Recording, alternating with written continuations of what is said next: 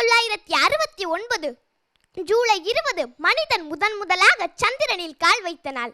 என்னிடம் நீங்கள் சந்திரனில் கால் வைப்பீர்களா என்றது ஊடகத்துறை. அங்கும் உதவி தேவைப்படும் ஏழைகள் இருந்தால் நான் செல்ல தயங்க மாட்டேன் என்று.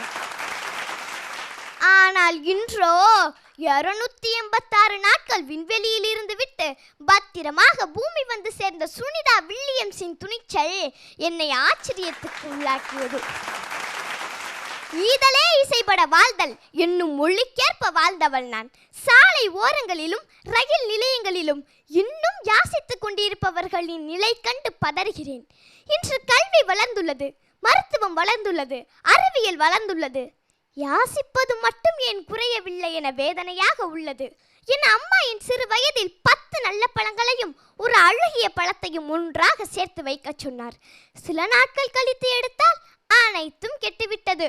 கூடா நட்பு கேடாய் முடியும் என்ற என் அம்மா எனக்கு கொடுத்த அறிவுரை போல இன்றும் பல அம்மாக்கள் தன் பிள்ளைகளுக்கு அறிவுரை கூறினாலும் பிள்ளைகள் மட்டும் முகநூல், புலனம், இணையம் மூலம் தவறான நண்பர்களை தேர்ந்தெடுத்து தன் வாழ்க்கையை சீரழிக்கும் இன்றைய அவலம் எனக்கு வேதனையாக உள்ளது.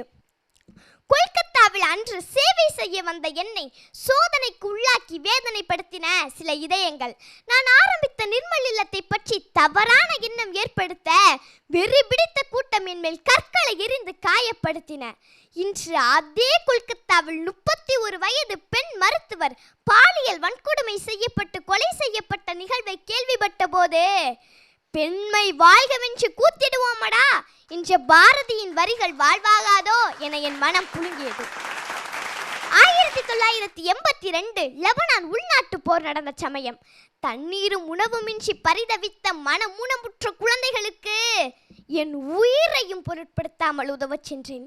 சிலருடைய சுய நலத்துக்காக பலரது வாழ்வாதாரத்தை பறிக்கும் போர்களாக ரஷ்யா, உக்ரைன், இஸ்ரேல், காசா என இன்னும் போர்கள் நீண்டு கொண்டிருப்பதை கண்டு மனம் வெதும்புகிறேன். மகாத்மா காந்திக்கு கோபாலகிருஷ்ண கோகலே, விவேகானந்தருக்கு ராமகிருஷ்ண பரமஹம்சர், எனக்கு தெரசா மார்ட்டின் கிடைத்தது போல உங்களுக்கும் உங்கள் வாழ்வில் ஒரு நல்ல வழிகாட்டி கிடைப்பார். அவரை இறுக பற்றி கொள்ளுங்கள். இறக்கத்தான் பிறந்தோம், அதுவரை இரக்கத்தோடு இருப்போம். வெறுப்பது யாராக இருந்தாலும் நேசிப்பது நீங்களாக இருங்கள். நான் விட்டு சென்ற உலகில் நிறைய மாறியுள்ளன, நிறைய மாறாமலும் உள்ளன. மனிதர்களான நீங்கள் ஒவ்வொருவரும் அறமாறாமல் வாழ்ந்தால் அனைவருமே என்னை போன்று மாறிவிடுவீர்கள். பிறகு என்ன, நல்லதொரு உலகம் கண்டிப்பாக கிடைக்கும்.